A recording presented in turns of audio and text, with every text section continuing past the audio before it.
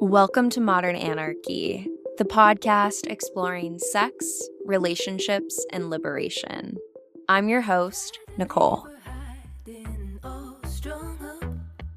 tried to keep her quiet, but she's screaming inside of me. I tried to keep her hiding, oh, shut up. I tried to keep her quiet, but she's a wild, wild woman. On today's episode, we have Lola. Join us for a conversation about unpacking and honoring the roots of jealousy. Together we talk about running on the hedonic treadmill, learning to gentle parent ourselves, and the vulnerability of expressing our desires. Hello, dear listener, and welcome back to Modern Anarchy. I am so delighted to have all of you pleasure activists from around the world tuning in for another episode each Wednesday. My name is Nicole. I am a sex and relationship psychotherapist with training in psychedelic integration therapy, and I am also the founder of the Pleasure Practice, supporting individuals in crafting expansive sex lives and intimate relationships. Dear listener, it's such a dream to be able to bring these authors and these leaders in the field onto the show and get to share it with you, dear listener. So if you haven't read Lola's book or their new journal book, I highly recommend diving into that if the conversation today resonates for you and you feel that pull. And also, I have my Psychedelic Jealousy Guide, the ebook, on my website for free at modernanarchypodcast.com. Hopefully, dear listener, you are feeling just the plethora of resources. I know, there's still way more to be made in the world, absolutely, and I'm here for that. I'm rooting for that. I am creating them and supporting the other people who are making them, right? But also, there are a lot of resources. You are not alone. You are a part of a wide global pleasure liberation movement. And with that, this is something that I've talked to you about again and again on the show. Liberation work is difficult. Unpacking any system of oppression is not easy, but it is well worth it. We do not give up in those moments of discomfort. We do not give up in those moments of fear, right? When we are committed to that liberation, we acknowledge the fact that dismantling the internalization of these structures is gonna be challenging. But you know what? I see you in that journey. I am rooting for you in that journey. And I will definitely be dancing with you in the pleasure of your liberation. All right, dear listener, if you are ready to liberate your pleasure, you can explore my offerings and resources at modernanarchypodcast.com, linked in the show notes below. And I want to say the biggest thank you to all of my Patreon supporters. You are supporting the long-term sustainability of the podcast, keeping this content free and accessible to all people. So thank you. If you want to join the Patreon community, get exclusive access into my research and personal exploration, and you can head on over to patreon.com/modernanarchypodcast, also linked in the show notes below. And with that, dear listener, please know that I am sending you all my love, and let's tune in to today's episode. So the first question that I ask each guest on the show is, how would you like to introduce yourself to the listeners? So I'm Lola Phoenix. I'm the author of The Anxious Person's Guide to Non-Monogamy and the Non-Monogamy Journal. I am also the writer on a podcast and a column called Non-Monogamy Help, which is an advice column for people who are in non-monogamous or polyamorous relationships. I am non-binary. I am originally American, although not American anymore, technically, and I live in Sweden currently. So, yeah. Well, it's a joy to have you on the podcast today. Thank you. Thank you. It's good to be here. Yeah. I think the first question I wanted to ask was, when you first heard about non-monogamy and polyamory, what was your response? Because when I think back to mine, And the first time that I heard it, it was a lover who was exploring polyamory, and he mentioned it to me. And I looked him so sternly in the face and said, if you loved me, it would be me and only me, and I would never do this. And so I walked out of the car, and here I am today in a very Like it different goes. space. Yep. And so I also work with psychedelics. I often talk about non-monogamy being a large paradigm shift of cultural narratives that you go through. And so I'm just curious for you, where did this trip, this journey start, this paradigm shift? So I kind of began it through the avenue of being really, really interested in human sexuality. And I Yeah. got interested in it because so I had a lot of really bad experiences growing up, a lot of sexual abuse. And the way that I kind of responded to that was by learning as much as possible about sexuality in this sort of like very academic way. And I got really involved in communities like the Sex Tips community on LiveJournal, really involved in almost like that story if you've ever seen Sex Education of like the other person, not Otis, but the other person who gives advice. I can't remember their name.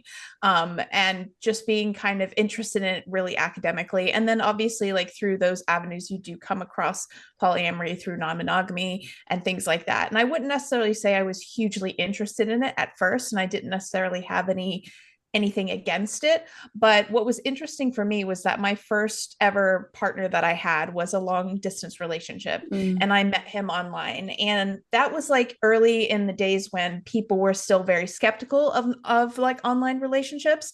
And the idea that I could be in love with someone that I had never met in person, I felt really, really defensive and really, really sure of how I felt about him because it was a really good relationship. Didn't last for very long. Probably if anyone could have given me advice, even myself to myself, I would have said don't go there, because he Mm. actually dated my friend and they broke up because they couldn't do long distance. Mm. So but I kind of, I ended up falling for him. It was a thing, and it was actually a really amazing relationship. I'm really glad it happened, but because I was so defensive of the idea that I was definitely in love with him, no one was ever going to call that into question to me. When I became interested in other people at the same time, it was like, oh, this is interesting. So I know I'm definitely in love with this person and nobody can tell me otherwise. But I also see being attracted to other people. And then my sort of proclivity, I wouldn't necessarily say I'm not, someone who says I'm never jealous or anything like that. But as our relationship started falling apart, and he was like, because he was going to wait for me until he could come to the US, Mm. that was the whole thing. And then Sure. he was like, oh, I don't think I can do this. And I was like, yeah, it's fine, like I don't care. And then he's like, oh, I've met someone here. And I'm like, oh, okay, that's fine, I don't care. And then he's like, oh, I think I'm falling for this other person. I was like, okay, that's fine. And even though we kind of technically broke up, mentally I was just like, I still love him, I'm fine Yeah. with it, I didn't mind. And in a way that kind of bit me in the butt a little bit, because I would have kind of mentally broke it off had I really had that inclination of being more a monogamous leaning. And it wasn't until he was like, I can't tell you that I love you anymore because I'm falling for this other person and it makes me feel bad, that Mm. the fit really hit the shan to say, we were definitely broken up now, and there was no other way that I could acknowledge that.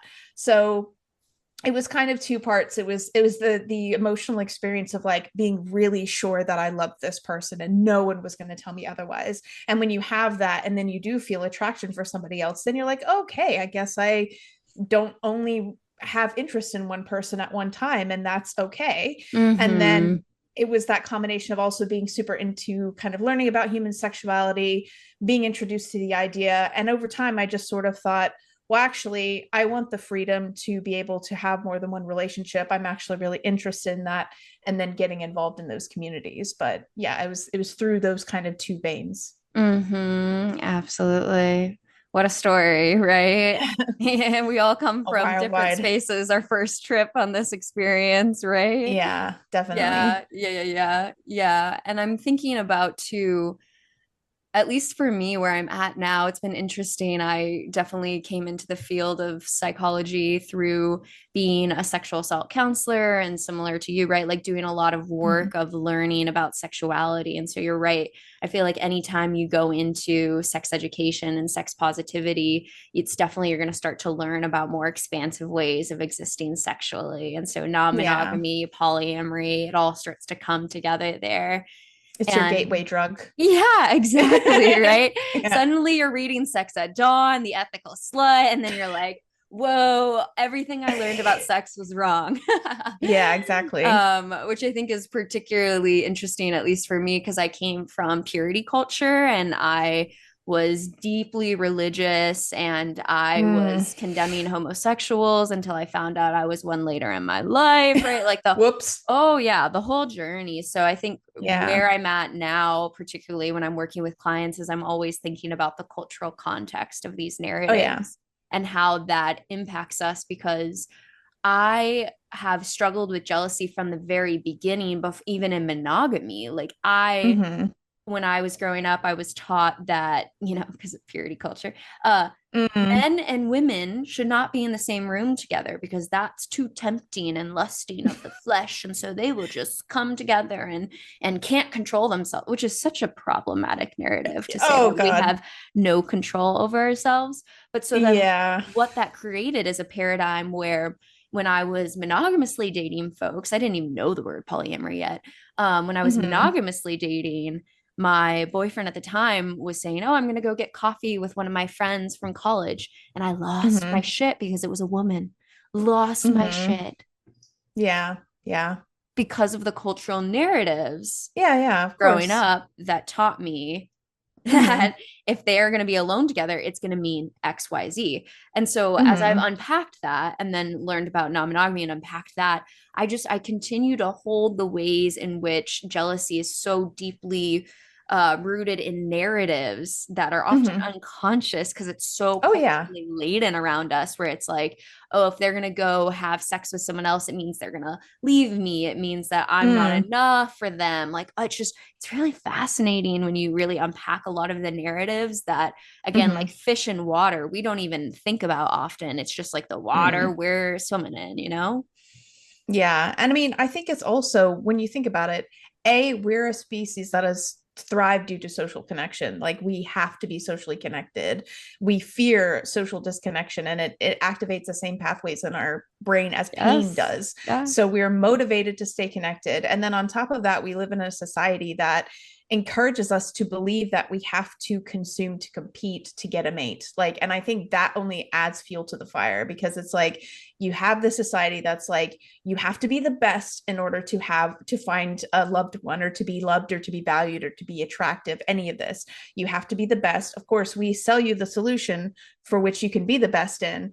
And but that drive, that idea of like, okay, you have to be, and even the way that we speak about things when people talk about, somebody's out of your league or rating people from a 1 to 10, when human attraction is so complex and differential and it's not even about that, but we have that huge environment which people grow up in, and so they're constantly comparing themselves to other people even if they're Mhm. not in a relationship or even looking for a relationship. So it makes total sense, and that's why I tell people, and that's the thing that really drives me nuts sometimes about resources for people starting out in polyamory, is just this idea that jealousy is just this sort of like demon that you exercise, Mm, and then you're done with it and then you're fine, and it's some sort of trapping of monocentric culture. And it's like, well, it's a reasonable feeling, it's not even illogical, it's very reasonable for you to have mhm. this fear. You're growing up in a society that's telling you all this stuff, you're fearing the loss of your partner, which is totally reasonable.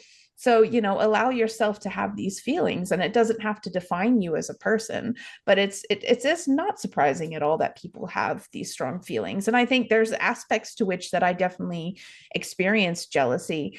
I Mhm. think that, if you grow up in a neglectful home where you're not used to having attention, then that adds further like complexities to things. Totally. But, I think definitely jealousy is an absolutely normal thing. And I think it's hard because I think that's the reason why so many people say, oh, I can't do polyamory or I can never do non-monogamy, I'd get so jealous. And it's just like, people get jealous, and it's not about that necessarily. So yeah, Mhm. it's definitely about so many of those narratives that I think even if you don't grow up in a super puritanical society, I just don't think you're ever going to be able to get away from those.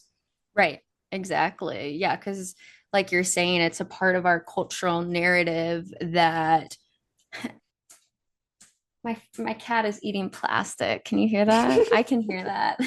I'm gonna put the bag away. It's literally That's okay. it's a bag of grapes. No, go ahead. Cat. Oh, that's hilarious. I was like, I can hear some crinkling. Like, what is she doing?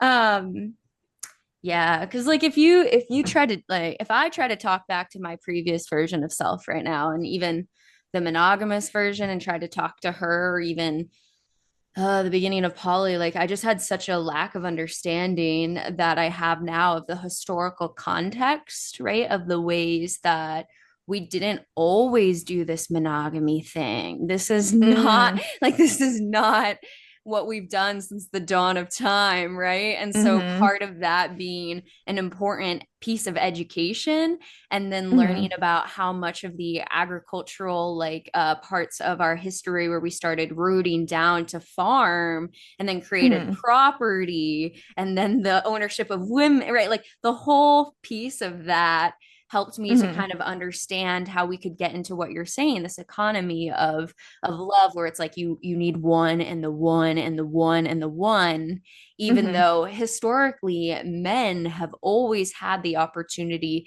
to, Oh yeah. right? Like that's the important piece too, is that it was Yeah. women were property and the men had the ability to go off and run and enjoy their freedom and had concubines and other sort of expectations to live out their sexual world. And so we are now historically in that arc in a period of trying to like salvage those concepts, and then Mm, watching the ways in which the research will show just sexual death, erotic death of the relationship over a mm-hmm, long-term period. Even Emily Nagoski's recent book about struggling with sexual eroticism in her long-term partnership, that is one of the mm-hmm, most privileged in terms of releasing sexual shame, mm-hmm, privileged person, right? Like mm-hmm, studies this, all of that, and still oh man, we gotta mm-hmm, talk about this.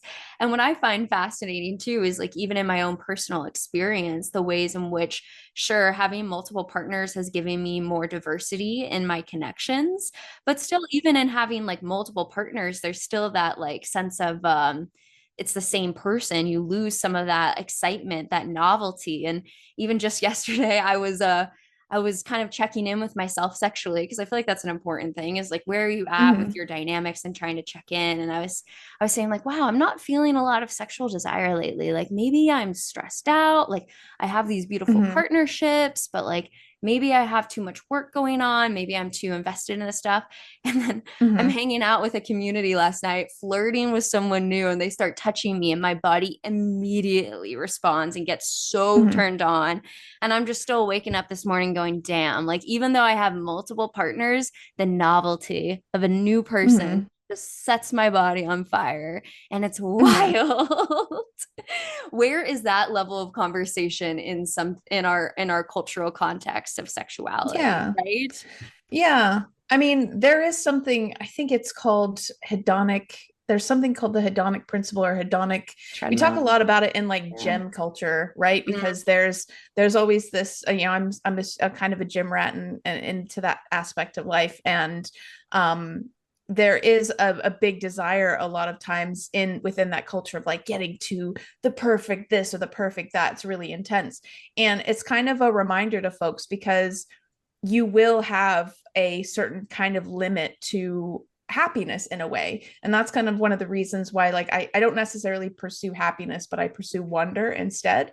sure. Because at a certain point, like you will get used to any type of happiness, whether it's like, okay, I've got five partners, or you have $5 million, or you have, Right. any kind of pinnacle of human existence that we believe is a pinnacle, you are going to reach a kind of hedonic like almost death or a kind of like maximum amount of pleasure you can receive from that. And then you're sort of at like, oh, okay, I'm used to this until something new or something different happens.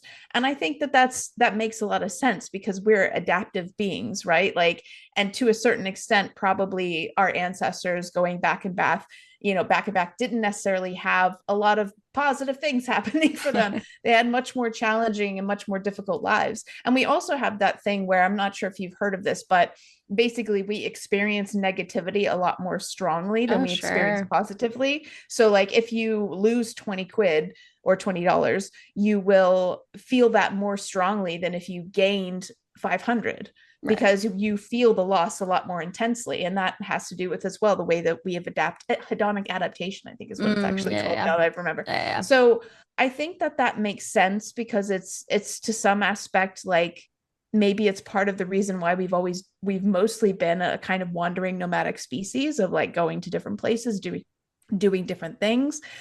But I think there's always something new about people to explore, and there's always different aspects and different, even human sexuality is such a wide ranging and varying thing. And Yeah. sometimes it's just about like, making that effort to do other things and to change things up. I think it's the same thing with, if you get sick of where you live or you get sick of the friends that you have, like there's billions of people in the world, like just go out and Mm-hmm. meet new people. But Yeah. yeah, I think that makes sense.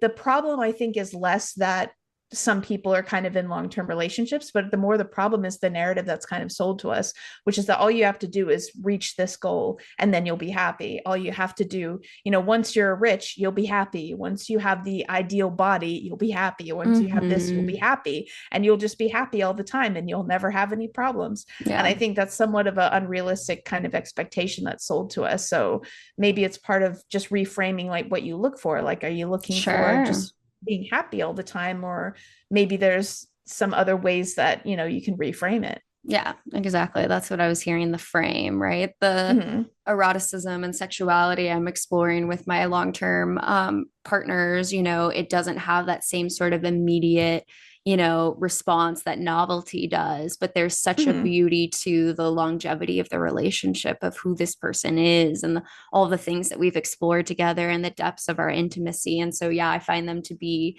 different lanes, right? Of the novel Mm-hmm. stimulus, whoa, and the whoa of what we've built over the years. And I guess for Mm-hmm. me, though, I just want to scream for the amount of people who aren't in the space though, of having the options to play in all of this. The people who are in the paradigms of, if I'm a good person, it means that I marry one person and I'm with them for the rest of my life. And then when they come into my office and they say, hey, like I'm really struggling with desire. I'm really struggling. I'm really struggling. I'm not feeling it. And I'm like, have you explored other people? Right. And that doesn't Mm-hmm. even come into the possibilities of worlds, because I love existing in a world where I am building long term, multiple relationships with people and have the Mm-hmm. novelty to get like, hey, let's go and have this new stimulus experience too. Right. I just think Mm-hmm. that sometimes our boxes of what is possible because of our cultural context are way too small. And then Oh people yeah. are blaming themselves like, Oh what's yeah. wrong with me? What's wrong with me? And I'm like, the box that you're in, not you. Yeah. Like, Even oh, if they have that conversation, because so many people don't even yeah. have that Right. conversation because they think you shouldn't talk about it, that it should just work its way Uh, out, that it should magically come like a film. And yeah. some people don't even open that conversation up because they're too afraid of what it might mean. And that is really sad. I think even if you Mhm. don't necessarily want to be, I run across people all the time in like polyamory advice subreddits and things like that of like, Mhm. I'm like, okay, if you want to have new sexual experiences, you don't necessarily have to jump straight into polyamory either. Like there's a Mhm. range of options that you could do. Sure. Like you can try lots of different things without immediately opening everything up. Like not that that's necessarily a bad thing, but there's lots of other options for you out there. You don't necessarily have to just go with that. I think my favorite thing when I was living I grew up in Virginia, and I lived in the South for quite a long time. And I Mhm. went back to North Carolina before I left the US and was working in a health food store. And one of my favorite things ever was when people would call and ask about like the natural supplements we had that were replacements for Viagra. And Mm. I would just like lead them into a like side conversation of like, well, have you tried like vibrators and stuff like that. You don't Sure. necessarily need this stuff. Maybe you could try something like probably wasn't the best for the actual business I was working for, but I really loved like having those like honest conversations with them about like, okay, you're clearly struggling. An herbal supplement is something you could take, but equally, I think you could also try these other things. Sure. And that was a Absolutely. lot of fun. But yeah. Yeah. And that's where, again, I think about the cultural context of where someone's coming at, right? Oh Again, yeah. if you have never thought about watching porn, because that was wrong, whoa, what a world Yeah. you get to dive into. If you have never touched a vibrator, a butt plug, anything, whoa, what a world you get to dive into. If you've never had a threesome, an orgy, whoa, what a world, you know? And then if you have done all of that, Hmm. then there's still space to play, of course, but it's like, Yeah. whoa, I guess I'm just still reveling in my experience from last night of just the novelty Yeah. being such a key piece of what is important, at least. And Yeah. I think that I hold the cultural context, particularly for me as a woman in the feminist arc here, of the realities that women were specifically taught to not be like sexual. When they had any sort of sexual desire, it was something Hmm. that could literally have you be institutionalized because Yeah. you had a problem that you were wanting sex. That is not, and I'm going to put air quotes, scientifically at the time, that meant that Yeah. you were crazy. And I'm using that word intentionally. And so, Yeah. man, Lola, I am so curious as a society where like women's sexuality and all of our sexuality is going to move as we dismantle some of these things. Because I guess Yeah. for me, I was just thinking like, cool, I'm going to have two partners, three, whatever, the diversity is going to be enough. And I'm still finding that, wow, like I need novelty of people. Like I do Hmm. need novelty of people, not just long, like it's, oh man. Yeah. But if I couldn't have said that to my younger self Oh because yeah. I wouldn't have had any of the paradigms to understand this, and not even close. It's so ironic as well, especially because if you look further back into history, the idea Yeah. was that women were too sexual, Yeah. and that was why they couldn't be in charge of anything, which is just it's just ironic the way that especially These a white lot of the men, things these white men. a lot Fuck. of the things that we think are like so a lot of the things we think that are so like ingrained and Right. natural and are just not at all. And I think that it's going to be interesting because there are some elements that I personally think are still very much hangovers from Yep. cultural context that still get pulled through and still get sold as feminism. Like I think that like one thing I really want people to do, or especially women and like people who are in the position, is like do question things and like what who does this benefit, is especially, and like this may be something that people disagree with me about, and I totally understand. I get the sort of encouragement culturally for women to be afraid, but at the same time I understand emotionally where that's coming from. Believe me, I understand. Like I picked an all women's school because I was terrified of men. I had experiences with sexual assault. And I also had, growing up, basically, someone who raised me said they invented the perfect way to raise a child, make them so afraid of the outside world that they would never leave the house. Whoa. And it worked. Like, Whoa. honestly, other kids were going outside, leaving their rooms and sneaking out at night.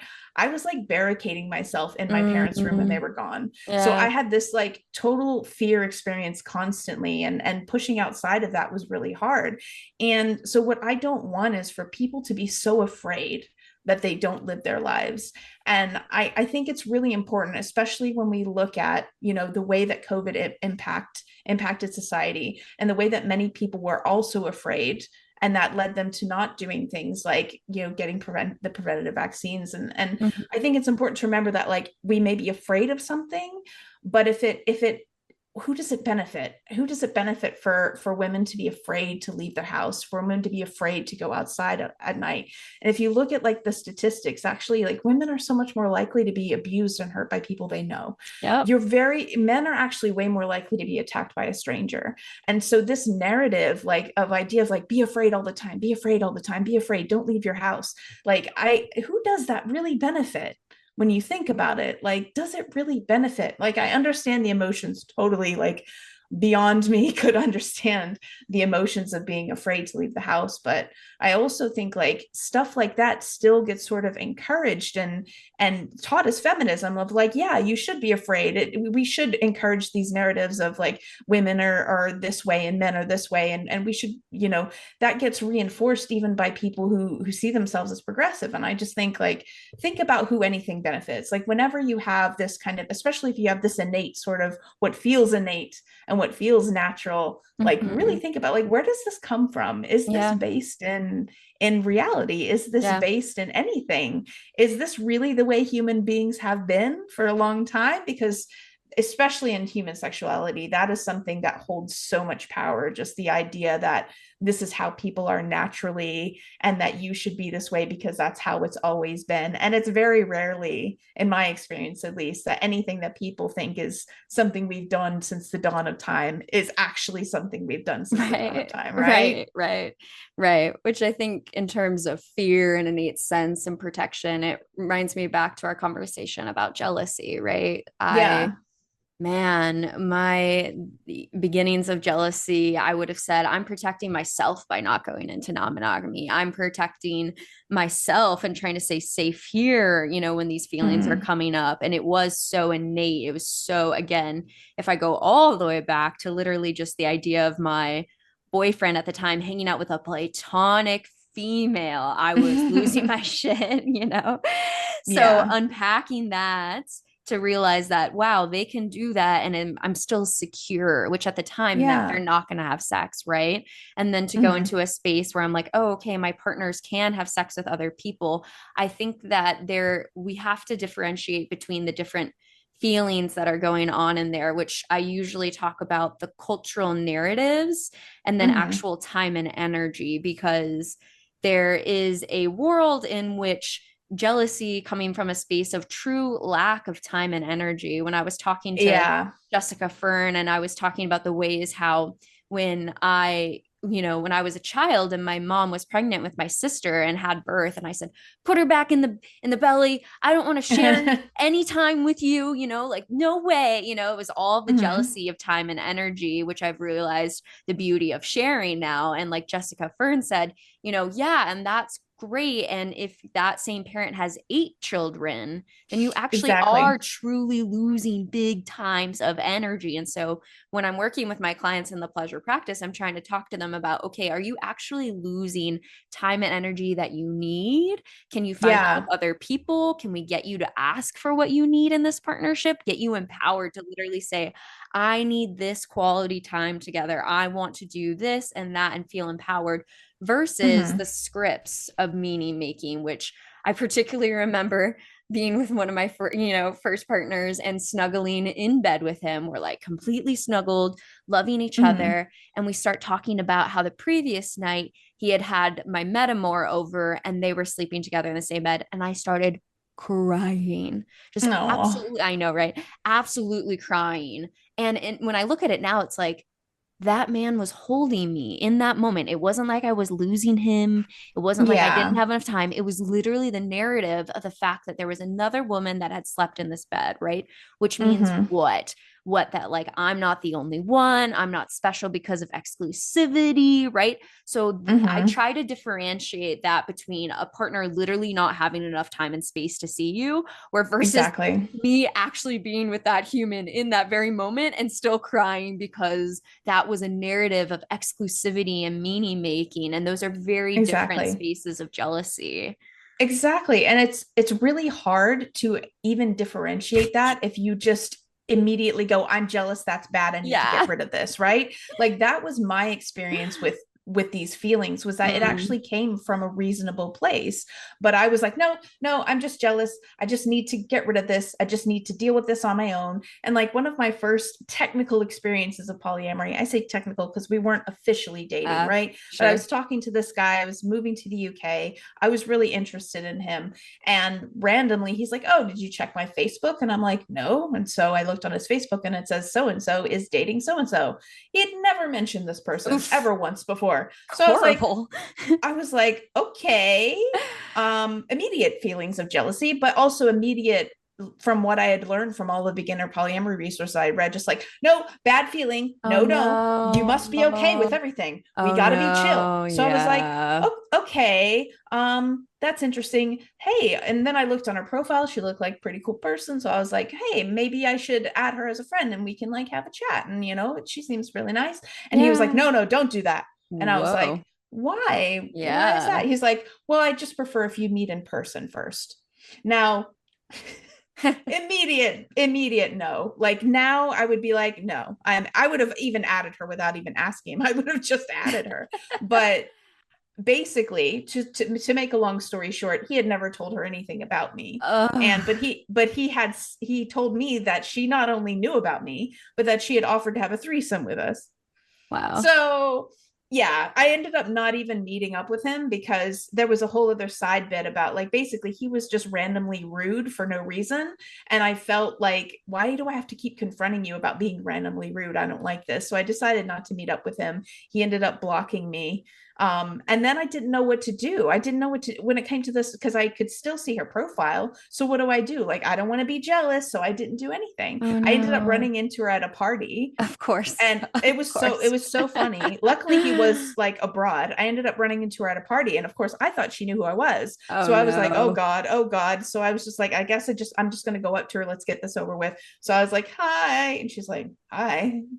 And I'm like, do you know this guy? And she's like, I know many of those guys with that very common name. And I was like, he's in this country now. And she's like, oh yeah, I know him. How do you know him? And I'm like, Oh and God. Oh I'm not good no. at I'm not good at all at coming up with lies on the spot. Like I will just tell the truth. I could never Good. be a murderer because if the police came I'm by and they glad. were like, "Where's this person?" I'd be like, "Oh." So I just immediately was like, "Oh yeah, we were sort of dating, but not really." But then he, told me and he said you knew about me and you up for threesome, but maybe, and then he blocked me and then she was like, "Okay," and it was wild. So, but all of that, like, I didn't say anything for so long. I put up with so much for so Yeah. long because I was like, no, this is jealousy. Jealousy bad. Get rid of jealousy. Don't Oof. deal with it. And you can't like jealousy can sometimes come from reasonable stuff. Like Yes. in another relationship I had a partner where I really wanted us to sit together and spend quality time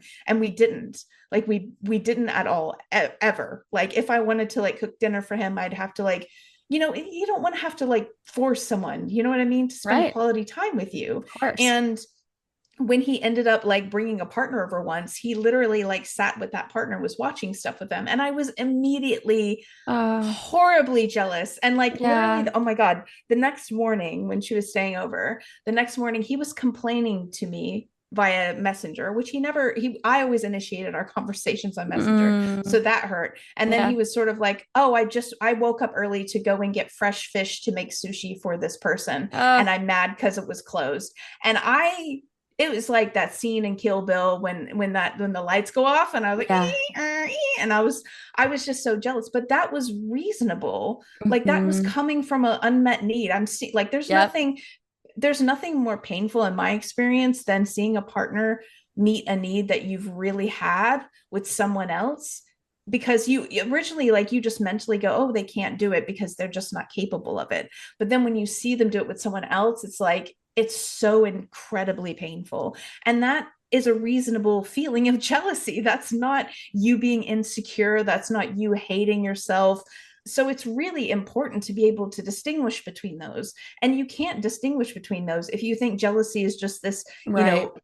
this shackle of monogamous centric society that you just have to purge yourself from and then you're Mm. fine and then there's no more problems and you never have any jealousy anymore. Yeah, Ugh. exactly. Yeah, I'm hearing again the difference between the narratives of exclusivity, right? And Yeah. then the actual time and energy. Like this partner Yeah. was not giving you the time and energy that you were craving.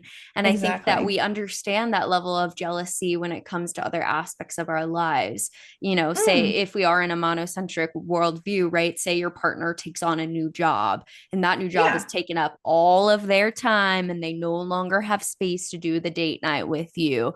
Again, that's not, we don't even get into the narratives of exclusivity because it's not part of the storyline there. We Yeah. immediately go, hey, you're not showing up for me and my time and energy here. And so we understand that and we start to work in that Mhm. space. So you're so right. I think that, yeah, if the narrative is absolutely like jealousy is wrong, try to get rid of it, it's like, no, jealousy is an indicator of a need or a Yeah. storyline that needs to be examined.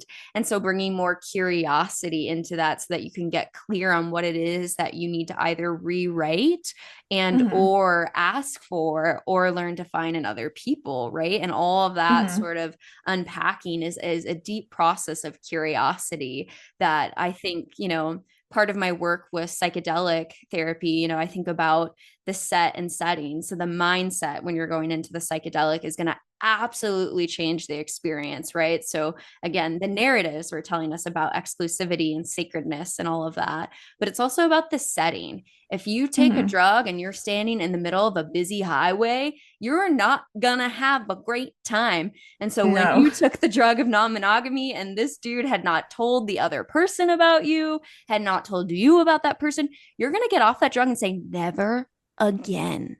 Never Exactly. again, versus being in a set and setting where someone would say, hey, Lola, there's someone I'm thinking about. I want to check in with you. Actually, we're thinking about putting this on Facebook.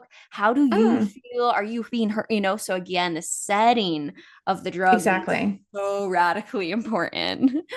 Definitely. And I think too, it's also important to remember that like the story that you tell yourself is the most important thing, Oh, yeah. right? And like the problem that I have with a lot of the things that people end up feeling when they read a lot of beginner resources or when they get right into the community is that Mhm. they just tell themselves that, okay, I'm this monocentric person. I've come from this specific society. I'm a jealous person, or, all Mm, these sorts of things. Like they characterize one of the things that I think is so important as well is not like you have feelings, you have these of emotions, course. but they're not like you as a like they don't define you as a person. They can just be feelings that you have. And like Yeah. I feel like half of what I do is just giving people permission to feel like, Yeah. hey, it's okay to feel. You're not a bad person for having feelings, and Yep. that's okay. Yep. Because I think like it's so easy, especially you have a lot more to prove sometimes, and that can be the complication of that polyamory brings to the table, right? Sure. Is that you have no cultural scripts for this. Yep. You have absolutely no idea, no, even media, like there's no, I not that I know. know of. I mean, maybe I'm not watching the right media, but No. I Yeah. can't think of a single positive Right. representation of Right. polyamory or open relationships. Maybe I think someone mentioned The Expanse, but so that might be one, It's not but enough. not enough. Regardless, it's Yeah. not enough. So you have no cultural Yep. script for which to model this off. You don't know what success looks like. And so you're kind of like in this brand new environment. Of course, you're going to be terrified. Of course, you're going to be anxious. And then on top of that, it's almost like you have to prove that you can do this, right? To Mm-hmm. yourself, to the world, to a partner, to new people. Mm-hmm. And that just makes everything super complicated. And Yep. I think like we have narratives that are similar, which I try to bring in. Like even you just mentioned that, the idea when you had your mom had another kid of like, Yep. I want more time with you. I always kind of bring that back to other, because I think that's the easiest way people can understand is like you don't have another kid because one isn't enough. But Right. equally you understand that you only have so much time in a day, Yes. and so you're only going to be able to divide your time. You Yep. understand that different kids have different needs. Right. And just because one kid might need more time doesn't necessarily mean you love that kid more. So there's a lot of ways to bring in those narratives that are very similar, but it is hard because you have every reason to Yeah. be anxious out of your mind, and yet at the same time you're sort of expected to be cool with everything. And I Right. think that's the thing I struggled with the most is like, to be totally honest with you, like if I'm with a partner and I'm with a metamor and they're like the idea that I could be jealous, right? The idea that I could have an emotional reaction makes me so uncomfortable Mm. that like I could not, I might not even have the discomfort I have that I could have the reaction makes me just as uncomfortable Yeah. as the reaction could. Yep. So like, even the anticipation that you could feel jealous, right? That, it all kind of convalesces into this big thing. So I just think like Yeah. people kind of need to give themselves a little bit of grace, a little bit of understanding, a little bit of, you're going to have a lot of strong feelings, you're doing a lot of new things that's very different to what you've experienced before. And you would never, like, no one in this world, if you were going to say, oh, I'm going to go skydiving tomorrow, no one in this world would think it was silly for you to be nervous. Even though Mm-hmm. plenty of people, you have a cultural narrative of skydiving. Like, that people skydive, that people live and skydive all the time. And yet people would be totally not surprised if you were like, you know what, I'm kind of scared. I'm scared shitless, really. Yeah. Because that's fine. So I think we should have the same kind of approach in a way, is like, okay, if even though we don't even have remotely the same cultural scripts as for polyamory as we do for skydiving, but expect that you're going to be nervous, expect that you're going to be anxious, expect that you're going to have strong feelings. And instead of trying to prevent them from happening, because I think that's where most people try to make rules, right, and try to control the situation to prevent that from happening. It's like, let it happen, you'll be okay, it'll be fine. Right. And things do eventually get better and calmer once you've established that. I mean, it's like almost everything. Like, when you move to a new city, you're terrified, like, but it gets better. Like, things do eventually, it's kind of like almost like the hedonistic adaptation. It's kind of like adaptation of any kind. Like, Exposure you do adapt. therapy. Yep. Exactly. Yeah. Mm-hmm. Yeah. For me as a rock climber, that's always been my metaphor Yeah. personally. Because the first time I went up that wall, I said, are you fucking kidding me? I have to let go of the rope now and come down. What?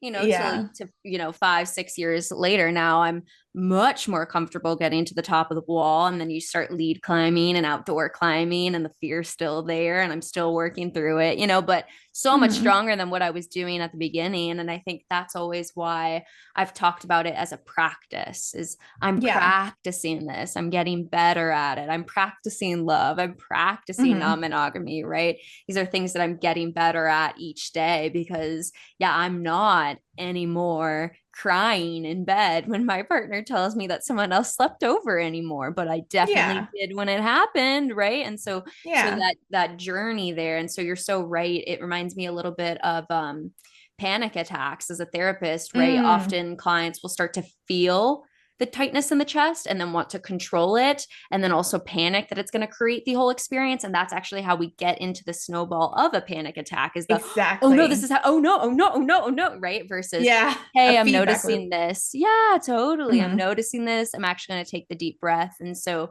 I think, like you're saying, it's so important to have practice mindfulness, right? And be able to notice that, hey, this feeling of jealousy is coming up. I'm actually starting to cry. I'm actually starting to feel dysregulated, but I'm not attached to that. That doesn't define who I am. When I get scared to speak in front of a crowd, which happens every single fucking time, I don't then go, well, I can't do this. This is impossible. But, there actually probably was in the past narratives where that is what I told myself, is I can't do this, can't do this. But instead I can notice, okay, wow, I'm feeling this tightness in my stomach. I'm feeling the tightness in the chest.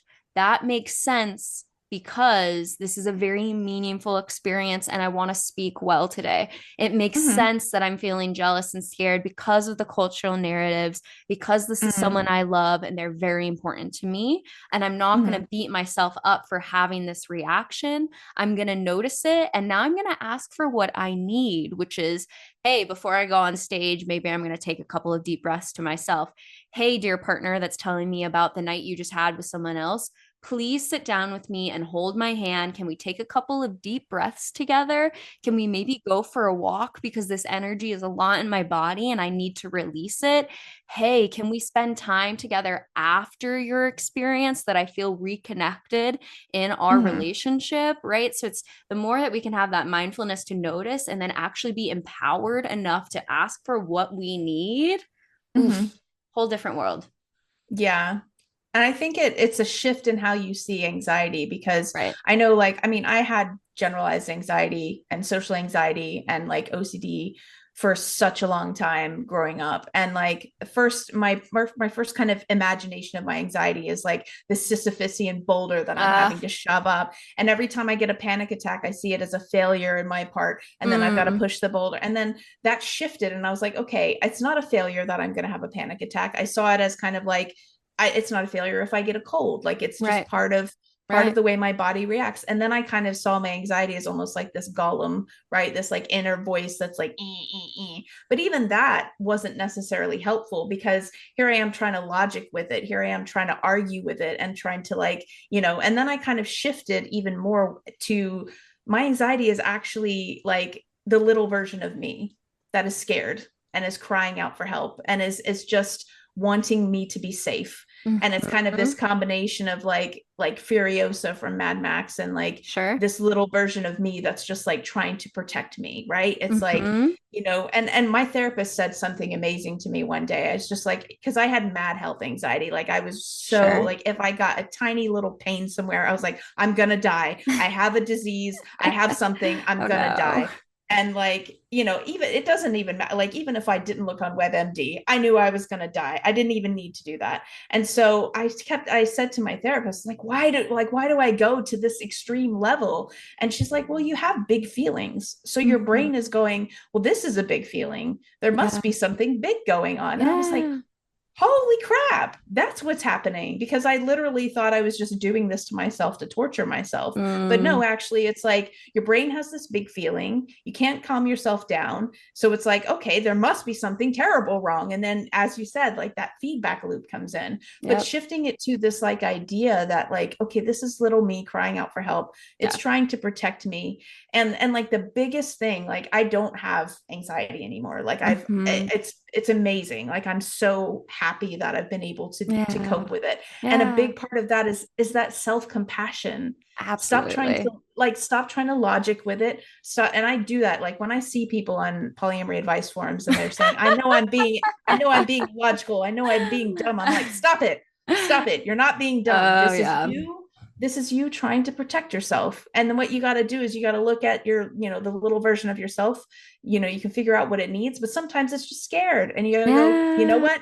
You don't have to fight for us anymore. Yep. You don't have to protect us anymore. I got Yep. this. Yep. And no Yep. matter what, no matter what happens, I remember like the first time I started, if you know the panic spiral, you know how you snowball and it gets bigger and bigger. Yep. And I remember the first time I ever stopped it. It's like I had this kind of catastrophizing thought. I was like, oh, I'm gonna get in trouble. I'm gonna get kicked out of the country. Blah, blah, blah. And I just looked in the mirror and I was like, you know what? Maybe that will happen. I can't say, but I'll be okay. I'll figure it out. Right. And I just stopped myself, and I like started crying actually, because I Beautiful. was like, oh my god, like I stopped this. I'm Yeah. fine. I'm Yeah. not freaking out anymore. And that, you can't, I feel like the biggest pathway to that, maybe there's another pathway that I don't know about, I don't know everything, but the biggest pathway to that, I think, is just having that self-compassion. Like, be Mhm. kind to yourself when you start to have a big feeling. And I've learned so much, honestly, from like gentle parenting videos, Sure. actually. Yeah, Like sure. learning how to like gentle parent myself, of like, oh, I'm in my dysregulated state, I'm not capable of learning right now. You're I need right. to go back, like, even though I have a developed brain, I actually probably haven't learned to regulate my emotions. And that whole Mhm. thing, like the self-compassion, learning how to regulate, learning how to like just say, hey, we got Yeah. this, we're Yep. okay, has like not just in polyamory, like every aspect of my life, being able to have difficult conversations, Yeah. being able to like, sit in my Swedish for immigrants class and like sit with people with very different opinions to me, and Mhm. not immediately go into that like, Sure. and honestly now I feel my anxiety more because Mm. I'm not feeling anxious all the time. When I Right. ended up like I ended up losing my job at some point, like later on in Mhm. my like moving here journey, and I like, whoo, I felt that, like I felt Sure. it, and then I could bring myself back down. But Yeah. that self-compassion is so important, and that I feel like is very lacking, and that's something that I Yep. really try to bring to anything for people who are new to polyamory, is like, please, like, have compassion. It's okay. It's Yeah. really okay, Yep. because I don't think there's a lot of tolerance for it sometimes in the Yeah. community.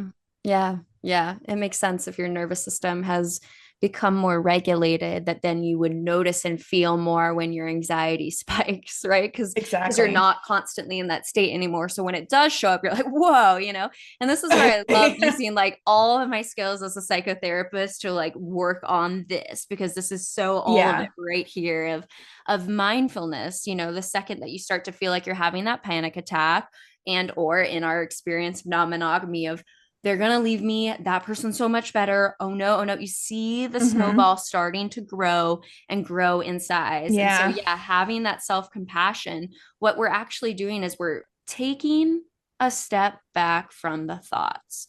We're starting to Hmm. realize, wow, I'm noticing the snowball. And so I think that for me, the first thing I tell my clients to do is to check in with your body. Stop Mm. intellectualizing, because like you're saying from Mm. the gentle parenting videos, the Hmm. second that, like we were talking at the beginning, there is deep classical conditioning that has Oh yeah. taught us, right? Love, oxytocin. So good, so good. Hmm. Love, oxytocin is met in one person only. If I want this drug, it means B. It is only in exclusivity. That is called classical conditioning. Here's the thing I want. Hmm. It is only in that. And so the second that you hear a world in which that is not the paradigm, your body is going to react.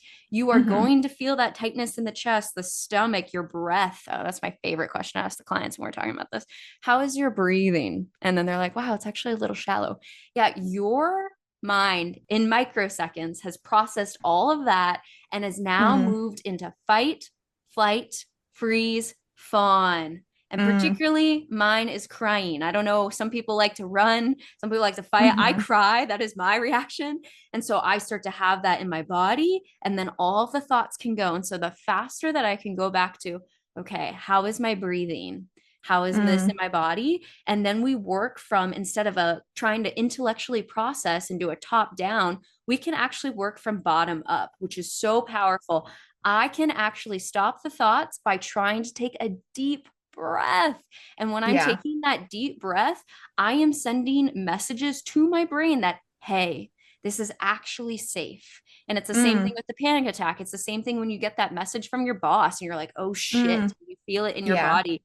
You have to take the deep breaths to tell your brain that you are not being chased by the lion. Your partner is not going to leave you. And then through Yeah. exposure therapy, when you're in the right set and setting, because yeah, you're right. If that boyfriend sucks and he is not telling the other people about you, there is no amount of jealousy work that is going to fix that. Okay. But Yeah, when you're in the exactly. right container and you have that reaction, and you say, okay, I can take the deep breaths. We're still holding hands. You're still here. Then you do gentle exposure therapy of repetitive experiences of expanding your relationships and still feeling secure. But you're still going to have that reaction at times. And what I found is that it changes. Now my partners aren't jealous about, who's having sex with who. It's about, I do these relationship reflection questions with Hmm. my partners each month. And it's about who has their own journal for their own Mm. relationship reflection questions. Oh, That's what we're interesting. jealous about, is I want my own journal. I want my own journal. I don't care what you're doing Yeah. sexually. I want my own journal. I'm like, cool, we can have your own journal. So like the things that bring it are always going to be different things, but there's Yeah. so much more space, and you grow in that security, so that the things that once freaked you out, like the ways I once climbed the climbing wall and it freaked me out, it no longer does that. But of course, that's Hmm. still not going to get you out of the paradigm of time and energy. If that person starts not Yeah. showing up for other people, you're going to feel that. But at least the Yeah. narrative pieces of the classical conditioning, man, that does change when you're in the right set and setting. Yeah. And you do have to be in that right set and setting. You do, like, you're never going to be able to, if you have a therapist you don't trust, or if you have someone who's not great trying to expose you to something, like that's even going to make it worse, right? That's not going to solve the situation.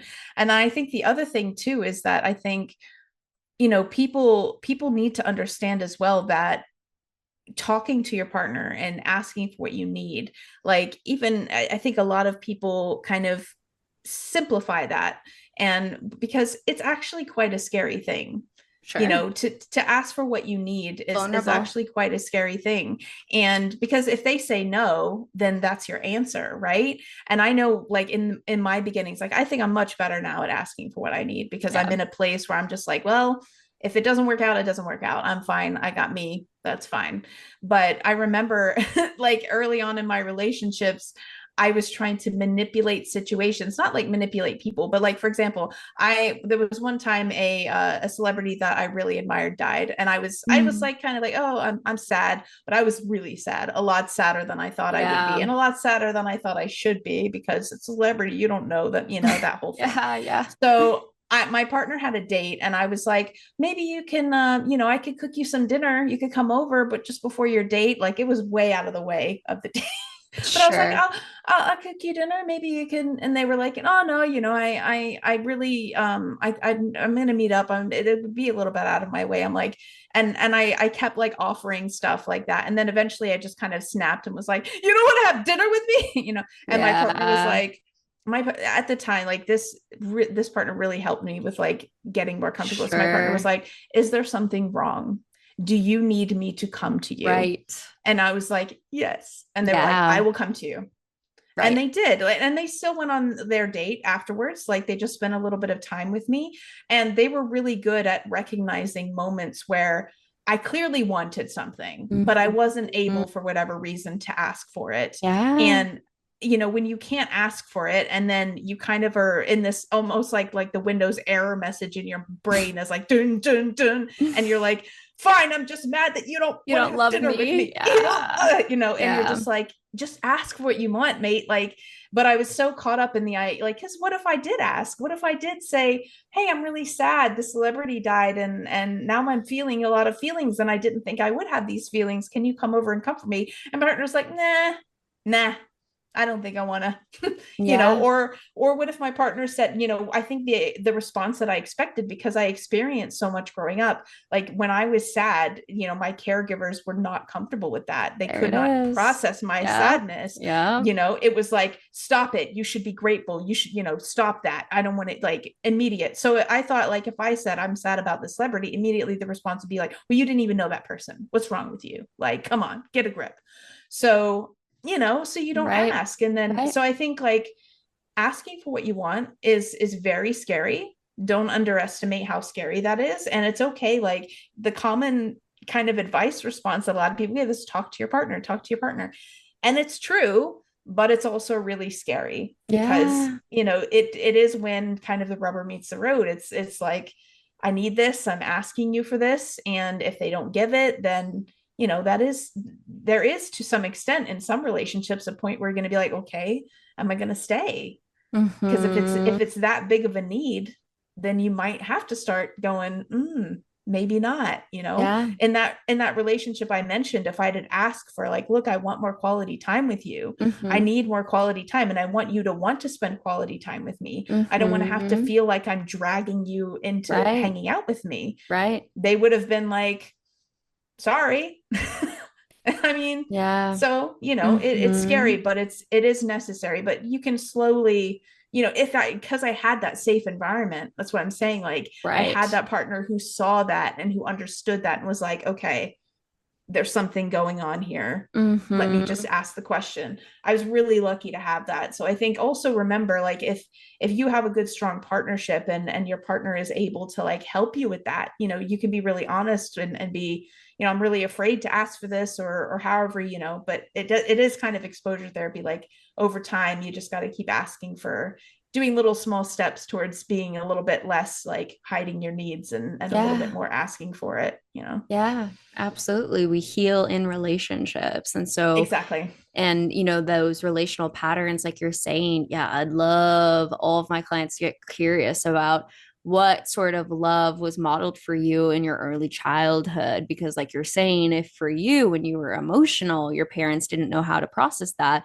of course, then you're not used to having co-regulation and the ability to Exactly. ask. And so, asking for that already, your brain, because it's so beautiful and it's so smart, it knows that's not going to get me anywhere.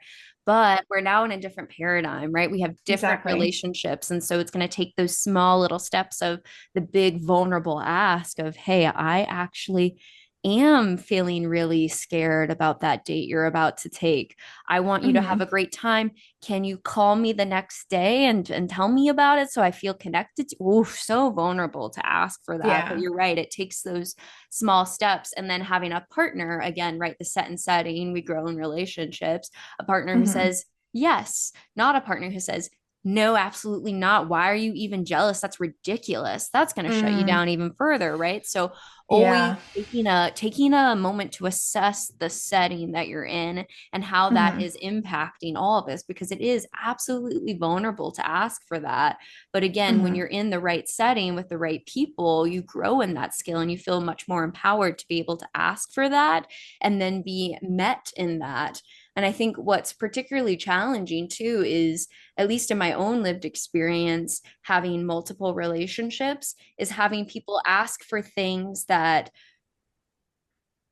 you like. Of course you want to meet and show up for people in their moments, but also, when do you literally, as the person who's getting lots of requests, say no? Like, wow, Mm-hmm. that's, as a people pleaser, as someone socially conditioned, as a woman, like, I'm always wanting everybody to be happy and joyous, and I want to show up for them. And then you're getting like four different invites for one Friday night, and you have to sit there and be the person that does have to learn how to say no.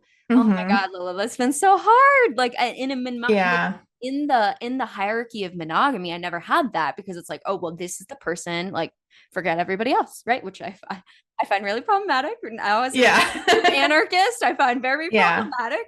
But now, as a relationship anarchist, and I'm getting all these questions about how I spend my Friday night, you do have Mm-hmm. to learn to be able to, like, balance your pleasure and your responsibility. I try to say equally at the same time, to your community, to the people around you. And particularly, what I found even more challenging in this world is, when do you I've had lots of different relationship reconfigurations, is how I like to talk Mm-hmm. about it. I often don't use the word breakup. I find ways for, obviously, if there's significant, situations going on, that it makes sense to have this person leave my life. That is what I would do. But I've have such beautiful people in my worlds where now we reconfigure. Maybe we take sex off the table and we're reconfiguring to different types of intimacy. But wow, to still be in a world where the paradigm is not break up, means that there's this like gray area of where do they fit in my life, and having to Yeah. navigate all of that, of when do I say, hey, I need more space, even though you actually specifically want more quality time with me. I'm realizing Mm-hmm. that this is no longer what's beneficial. Oh, that Yeah. is messy. Yeah. Messy. Yeah. It's really difficult because as well, like you obviously I think one of the things I encourage people to not do is not to shift into polyamory to avoid breaking up. Mm, If the situation isn't working for them, if it's really, they're having major problems, they're not, polyamory isn't about collecting a series of semi-fulfilling relationships until you reach a level of permissible stasis, right? It's not, that's not what it's about. But at the same time, I think like having to be that person, like I had a moment where I was like, okay, I could continue this relationship. I could, at that point I felt like, we were going in different directions mentally. Our relationship wasn't equitable. We weren't going to live together anymore. And it wasn't that our relationship was bad. Like it definitely wasn't. We weren't arguing, but I didn't really feel a pull to them in the same way that I had before. And I yeah. wanted to leave the country as well. And I Mm, was like, look, so what I had to have a really big honest look at myself. And I'm like, if I leave and I'm trying to keep this relationship, who am I doing that for? Am I doing right. that just for myself, not only to avoid a breakup, but just so I can kind of have this person who's interested in me and who's still giving me this kind of comfort? Am I always like really think about that, like, am I just doing this so that I can get a benefit? But this person, I know that I don't feel the same that they might feel for me, and I don't want to just continue this for the sake of like avoiding a difficult conversation, avoiding hurting someone, avoiding, and I think it's really important for people to remember that like the cultural script of monogamy makes it seem safer, although it's not necessarily safe. at all. Like, you obviously, like, there's a logical aspect of, if my partner's sleeping with other people, they can directly compare me to someone in a way that they can't really compare me to someone they've slept with 5 years ago. Okay, fair enough. Yeah. But still, people meet each other. You can be monogamous with someone. People meet each other all the time at work, at other places. They fall out of love and fall in love with new people. I've read, if you want to Mhm. really want to lose faith in humanity, when I was doing research about, like, maybe thinking about top surgery and thinking about different, like, Mhm. do I want a double mastectomy, or do, like, what do I want? And I Mhm. was looking at some of the forums of women who had double mastectomies from breast cancer. Yeah. And there were a few horror stories of women whose husbands of 10, 15 years drove them to the hospital for this double mastectomy, drove home, packed their shit, and Whoa. left. Like, and that was so heartbreaking. And I'm like, Yeah. but that's the thing that you kind of have to remember, is kind of twofold. Like, you want to never hurt somebody, and you want to, like, protect them, and you want to do all this, but it's like, nothing is really ever safe, right? Like, adult relationships are never completely Yeah. safe. They're conditional, that people can't control. If people could control how much they love, or the way they loved, I definitely wouldn't even have a advice column, right? Like, people can't control that. And so it's important thing, I think, learning how to say no, learning how to go, okay, I need to be real about this situation. Am I been, like, is this really fulfilling? And, like, not all relationships are going to be fulfilling all the time. Like, you're going to get on each Of other's course. nerves. You're going to argue. You're going to have spats. But, like, it is tough. But I think it's always important to be. I think, like, Brene Brown says, like, direct is kind, and Yeah. direct is unkind. Like, sometimes you have to bite the bullet. And I think it is a struggle, like, if you're managing your time, to try and figure out, like, how do you want to manage that time. But I Yeah. think it's also, I think people forget as well, like, the only times when we're really forced to, like, choose between people are, like, really traumatic things, right? Like, if you had multiple friends who wanted the same time with you on a Friday, I think we get a little bit more worried about it in a polyamorous context, because it's like a big deal, right? Like, we got to be good Mm. at polyamory. I got to be a Mm. good partner. I got to, but, what would you do if you had five Right. friends that wanted to Right. spend the same, and I recontextualizing that sometimes really helps with folks, because Absolutely. it takes the stress out of it, of, like, I gotta be a good partner, and I gotta do this polyamory thing right. But yeah, Mhm. it's tough. It's a challenge when you really, you want, naturally, you don't want to hurt anybody Right. unless,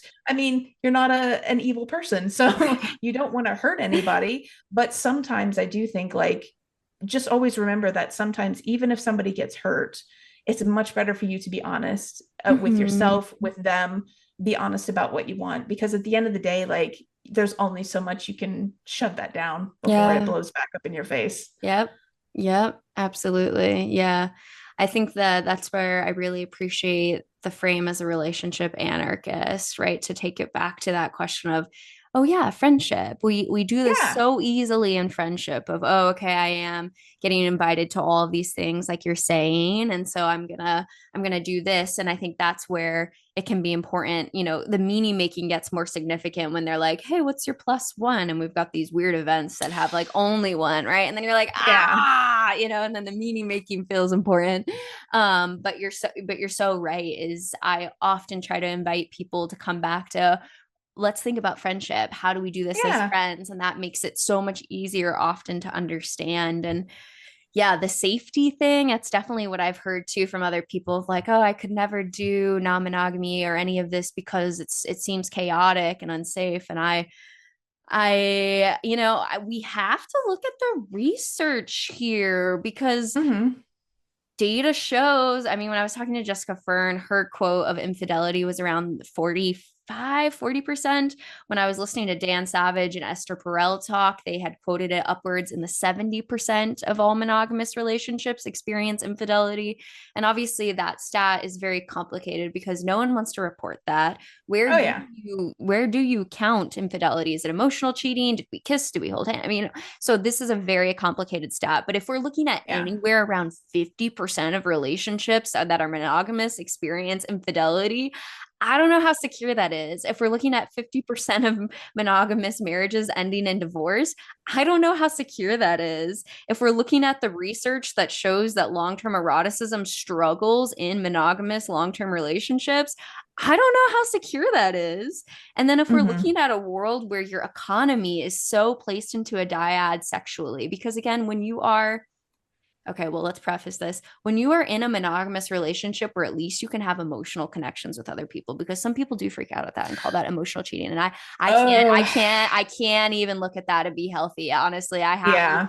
I have to tell you that you should at minimum have emotional connections with people of different genders. My God. So Yeah. I can't do that. Please have But friends. I know, right? But you and I both know that that is a thing for people where they would say that's emotional cheating. And the second I Oh, clear, that fucked everything up because it's like, can I have no friends now? I'm attracted to yeah. everybody. Oh shit, you know. But the economy in a sexual dyadic relationship where, of course, you can compromise, but the reality is I don't care who you are, you and your partner are not going to have all the same erotic fantasies. That Mm-mm. is 100% a reality. You are two separate beings. Our erotic fantasies are based on our cultural narratives, complex. You're two separate beings. You're going to have different ones. And so, what that means is that you are either going to forego experiencing some of those, or you are going to force and place undue burden of expectation because of the economy where there's a Mm-hmm. monopoly. This is the one Mm-hmm. person I can get this from. This is the one person. And it's so funny how in the rest of our world, we're like, that's problematic. You shouldn't just have one source because we understand that that's too much pressure. But yet, here we are in an economy where that is literally what people have, where it's like, if I want to get this, it has to be from you. And so give it to Mm-hmm. me now or Yeah. forego it. Oh man, I don't know how any of that feels particularly safe for Mm-hmm. me. Yeah, yeah, yeah, definitely. And I think that it reminds me a lot of death in the ways that we live in this world where so many of us are uncomfortable thinking about death. And I hate to break it Mm. to you, we're all going to die. Like, I hate to Yep. break it to you. I'm And death so, positive. I could go yeah, on. you know what I mean? So I think I like to Mm-hmm. look at relationships in that way of, hey, instead of, and regardless of what structure you're doing, I think it is beneficial to look at it that way of, Oh hey, yeah. we might no longer be sexually attracted to each other. We might no longer want to be with one another. You Mm-hmm. might fall in love with one another. And so, how can we Mm-hmm. look at that face on and actually communicate about it? And I think that's where I do like the ideas of relationship anarchy. Maybe there are periods where it is just you and one person. Maybe it's periods of celibacy and no sexuality at all. Maybe it's periods of orgies and other times. How can we get more fluid to the reality that you are going to change? Change is the Mm. only thing that is inevitable, and actually look that face on and embrace that. Oof, Mm-hmm.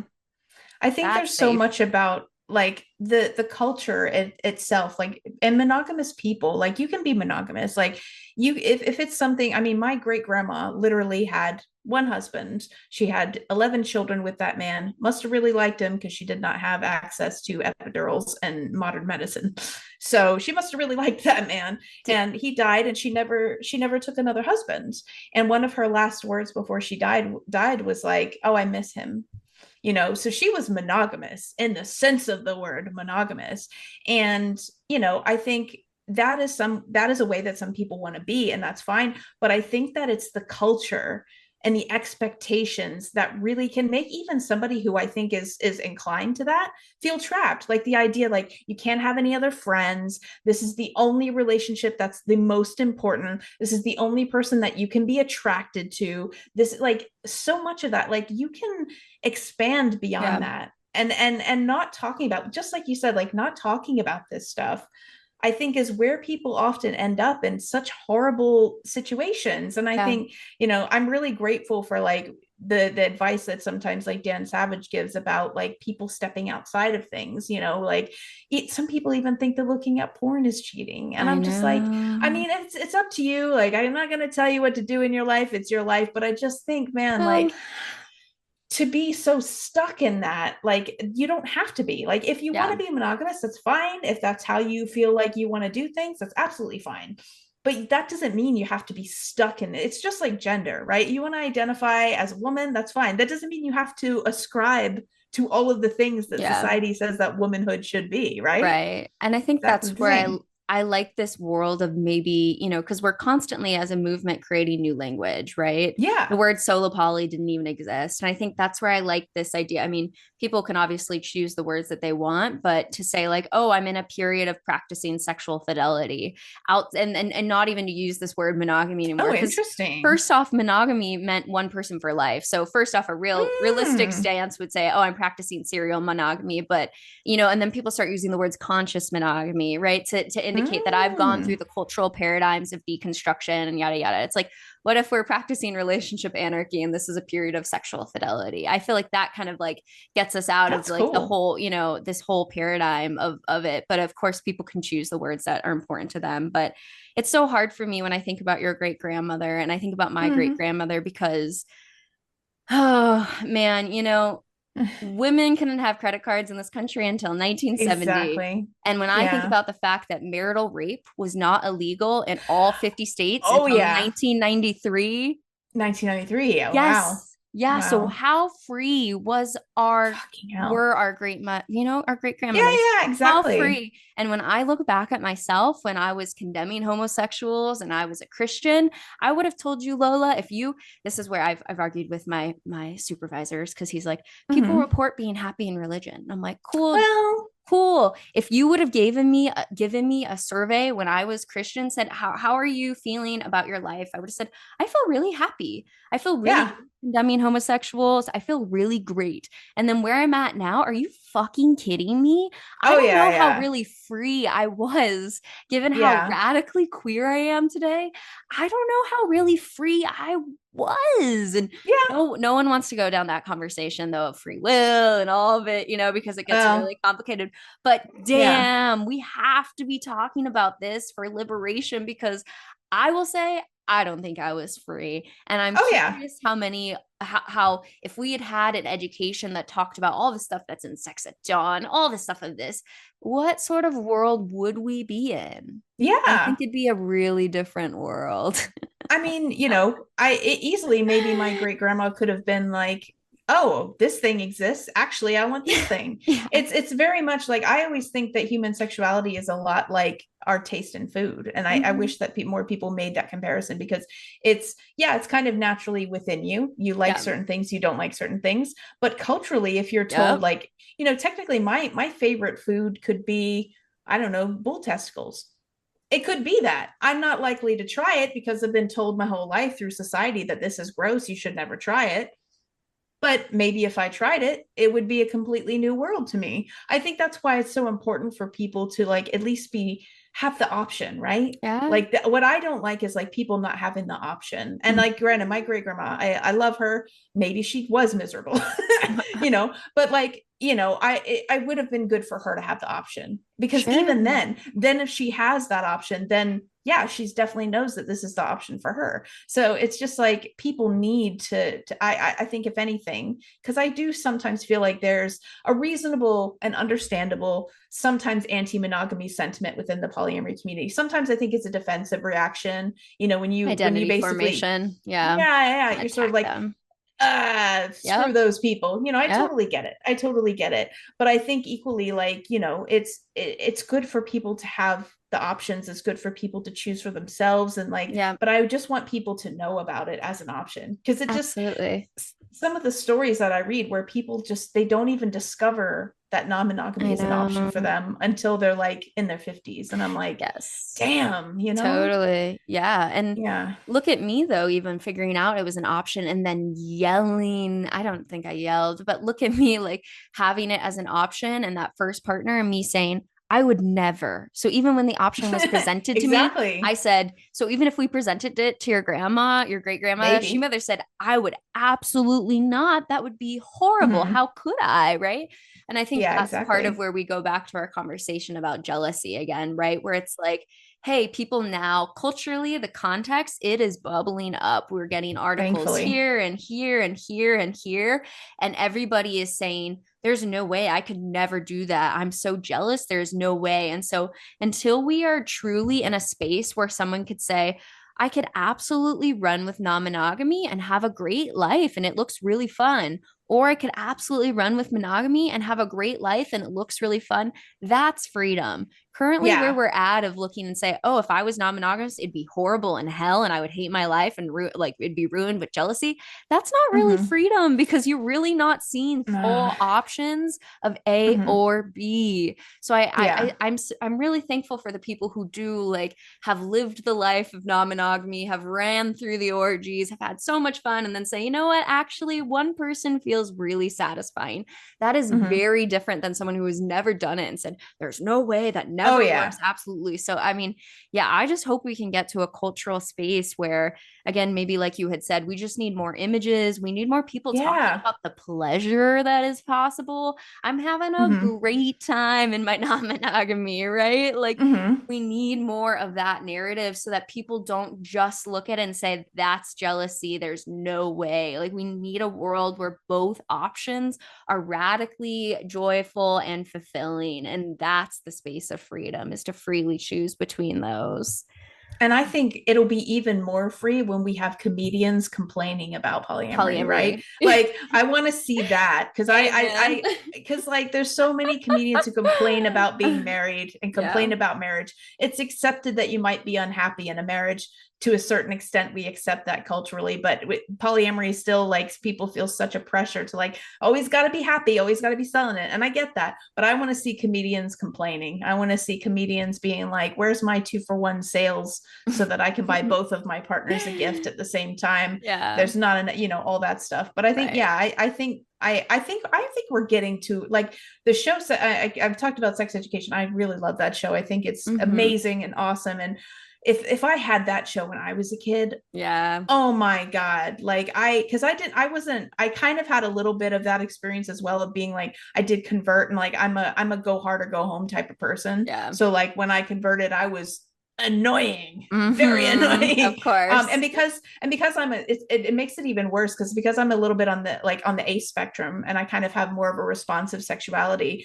My whole thought was like, well, I'm not tempted, so I don't see why any of you are tempted. You must be Yeah. evil and I must be Yeah. great. Like it's if I would have had that show, I think it would have opened so many doors for me. So Mm-hmm. I I'm hoping that like as generations grow a little bit, our media gets a little bit different. We start seeing different people. I mean, even just like my mom's gay, and I remember not even that long ago when I was younger, like there weren't gay people on TV Yeah. really. There was nothing. There was like Ellen, we got a few things. Yeah. And now it's like, I don't want anyone to feel like they have to walk around eggshells on me, but I gotta say I do take a certain amount of like a little bit of happiness whenever there's a guy who's like, oh yeah, that person's gay. Not that that's bad or anything.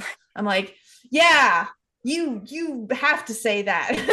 Like a little bit, Mm-hmm. because things have changed. Yeah. And I'm really like, sometimes I'm a little bitter about it because especially with some of the politicians who were very quiet a decade ago are now all of a sudden very happy to wear a rainbow, whatever. All right.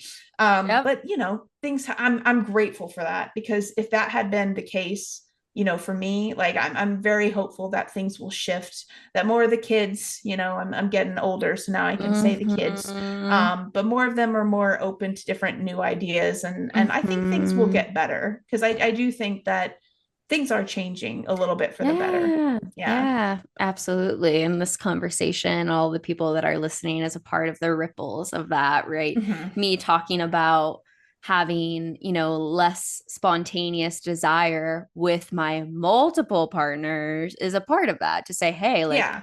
I'm having more, responsive desire. Sure, we're having great sex, but the spontaneity of multiple lovers still Mm-hmm. struggles. And when I get a novel person, the spontaneousness is right there. Right. So like being Yeah. able to have that sort of more critical discussion of polyamory, right? To say it's not going Mm-hmm. to just absolutely solve all of our spontaneous responsive desire situations, right? Yeah. These are still long-term relationships.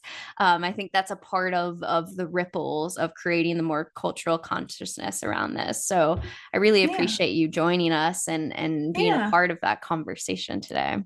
Yeah, I appreciate it too. I think I hope that it's given some people like the biggest thing that I want to do with anything that I write. I just don't want people to feel anxious. I don't want people to feel alone. Yeah. I want them to totally understand that whatever kind of up and down emotionally they're going through, it's very normal. It's very expected. You're not bad at polyamory. You're not a bad person. You're not a jealous person, all of that stuff. Because I think it's so hard. Like it's so many people, especially those people who aren't, lucky enough to have a community around them. It can be a super lonely place. So like, Yes. I really hope this has helped with anyone who has kind of Yeah. been like, oh, I've really struggled with this and felt alone in any way. Because I Oh think yeah. that's the thing that I think all human, we're wired for connection, right? So like feeling alone in our struggle is probably one of the worst things. So and maybe I can't fix it for you, but if you feel a little less alone, then that's what I'm aiming for. Beautiful. Yeah. The space has definitely been that, especially for me at Mhm. the very beginning, to have other like sex radicals that I didn't have in my community that was able to come onto the podcast. It created community for me. And that is a lot of what I hear back from the listeners. So I appreciate you stepping into that Cool. space and building that with me today. And that's also going to lead us into our closing question. But before I do that, I always like to take a deep breath and just want to check in to see if there's anything else that you want to say to the listeners. Otherwise, I'll ask that one closing question. Yeah, I think, it's in your kind of journey of how you're going through things, you're going to have ups and downs. Everything's new. As long as you can give yourself a break, give yourself time. And I really hope that, if you have a problem, reach out to people, talk to people. And I do think that things are getting a little bit better. And even if it doesn't seem that way, because like I've lived in the Bible Belt, I Yeah. know how it is. I went to a workplace with a Jesus statue in the lobby. I get it. It can very much seem dark, but always remember, like, be very conscious as well of the diet that you submit your mind to as well, because I think like we talked about how we're social beings, we're wired for connection, we're living in a very unprecedented time of information, right? Like we get so much information, our brains have a negativity bias and we're inclined to look for threats, and it's very important to remember that like your brain's going to be attracted to all that bad news, and just from the way that it's wired, you're not a complete, total, your brain doesn't have total control over you. You can change that, but you have to make a conscious decision. And I think one of the best things that's helped me with my mental health, not just all of the things that we've talked about, but also like keeping track of what I consume. Yep. Like, am I focusing, like, I know the pressure is there to be aware of what's going on in the world, to be knowledgeable about that. And obviously, you feel for people, right? But just be aware of what you're exposing yourself to, the diet that you're feeding your Yep. brain, and if somebody that you're following is making you feel worse, like think about like how are they making you feel? What do you feel in your body when Yep. read? Is it getting you angry? Even if you agree with them, is it getting you angry? Is it putting you into a dysregulated state? If you have to just follow cat pictures. Like, it's okay. Like, you're not a bad person for taking care of yourself. And I do think part of that people pleasing sometimes very much extends to like seeing all of this bad negative stuff all of the time and having a steady diet of that negativity, seeking out more negativity, and then you just feel bad. So I think that's another big thing that I would keep in mind for folks is like think about what you consume. Think about, Mhm. is it really helping you? I understand you want to know about what's going on in the world, and I totally understand that. And I'm not saying shut off and don't care about anyone ever, but just keep in mind, because that will influence you on a day-to-day basis. It will make you feel like crap if you don't, look at a cat picture. Like, follow some cat accounts. Don't just follow all the negative stuff. Absolutely. Such wise words. Absolutely. Yeah. Well, with that, I'll guide us towards our closing question. Okay. So, the one question that I ask everyone on the podcast is, what is one thing that you wish other people knew was more normal? Oh, that's a good one. That's a Yeah. really good one. I wish people knew that it was normal to feel you don't know everything, and that you don't have control over everything, that you're not, I think people have a little bit of a pressure to always, especially when you're an adult, you got to be in control, and you got to know everything, and it's comes from a locus of trying to control everything around you, right? And like everyone has everything together, it's just me that doesn't have everything together. And I think that it is normal to feel a little bit unsure. It is normal to feel a little bit like, oh, I don't have this completely together, but also that doesn't mean that you have to feel helpless, because I do think we get trapped in a little bit of that helplessness, right? Like, especially people like in the millennial age. I think there's this kind of like ongoing joke where we're like, yeah, we don't know how to adult because we grew up without the proper ability to adult, but like, it's normal to feel not fully secure about everything. And that doesn't mean that you're helpless. That doesn't mean that you can't control anything about your life. It just means that there are things you can control and things you can't control, and really stepping into the things you can control, like your media diet, like your, when you get able to regulate your own emotions, like, the asking for what you need, right? When you're able to fully control that stuff, it doesn't matter that the world is kind of a little nuts, or that you haven't got everything fully down, or you don't look like the perfect adult. So it's normal to feel that way. You're not, I don't think, I think even though I feel like that's a trademark of millennial, I kind of feel like everyone feels that way, right? Like I kind of feel like I think if you went on and asked like, people in like who are in in their 80s or 90s, and you're like, did you feel like an adult when you were 30? Or they'd be like, no, I did not. I did, I think that that's very normal. I just think we, for a lot of different cultural reasons, we think that we should have it more together. But if you don't, it's okay. You can get yourself together and you'll get there, but it's okay if you don't feel it like in charge and boss right now. That's all right. Yeah, those shoulds. Where are the shoulds coming from? Who's Yeah. defining them? Yeah. That was one of the biggest things too in my therapy journey as a client, not when I started doing therapy, but as a client, my therapist would always say, yeah, let's focus on what's within your control, because there's so much outside of your control, but what is within your control, right? And so, yeah, I personally cannot control the fact that I'm about to cry when I'm jealous. What is within my control is to take that deep breath, to be able to ask my partner for support, to be able to go for the walk, right? And so, what are the things in your life that are pieces you can control, and then getting more flexible with the discomfort of the rest that is outside of our control? That is a lifelong lesson that I will a process, learn, right? Until the day we die of, hey, that's outside my control, but here's what I got here, right? And so I really appreciate that as the closing message, to really remind listeners to, get more comfortable with that discomfort, and then to check out those shoulds. Who is telling you that? Where's your value system, and what is important in your life, right? That's always something I'm coming back to with my clients, of helping them to define their value system and meaning making for them. Yeah. Don't live a life that somebody else thinks that you should live. Right. Absolutely. Because you're definitely not going to be happy if that's the case. Yeah. Well, Lola, it was such a joy to have you on the podcast today. It really was a pleasure. Yeah. It was awesome to have this. Really great. Lots of different points covered. So so fun. Yeah. For all of the listeners that have really loved and enjoyed your perspective, where can they find your book and all the things that you do? So I have my column and podcast and everything at nonmonogamyhelp.com.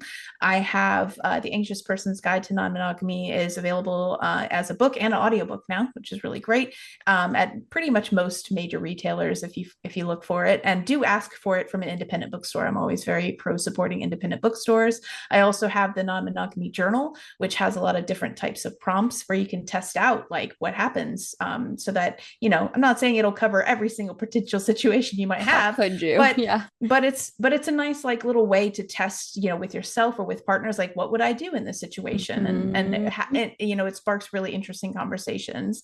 And then by the time this comes out as well, I might also have a polyamory fundamentals course that I'm going to put together. Cool. Because I do feel like a lot of people, when they get kind of into the subject, get handed a lot of books, and that's not to say they shouldn't read them, especially because I have books, obviously. But also I think like there are some practical things people can do to start. And I'm hoping that that course will be able to offer people, like, if you want to get started now, here's some practical things that you can go right ahead and learn and implement now, so that you can, so that you're not spending kind of like 6 months reading and then going, oh wait, this isn't for me. So yeah, that's where you can find all my stuff. And then I'm also on many social networks, but you can find all that on the website as well. Great. I'll have all of that linked in the show notes below. And thank you. I just want to say a big thank you to coming on to the show again and for joining me and all of the listeners today. Awesome. Thank you so much. I really appreciate it. Yeah. If you enjoyed today's episode, then leave us a 5-star review wherever you listen to your podcast. And head on over to modernanarchypodcast.com to get resources and learn more about all the things we talked about on today's episode. I want to thank you for tuning in, and I will see you all next week.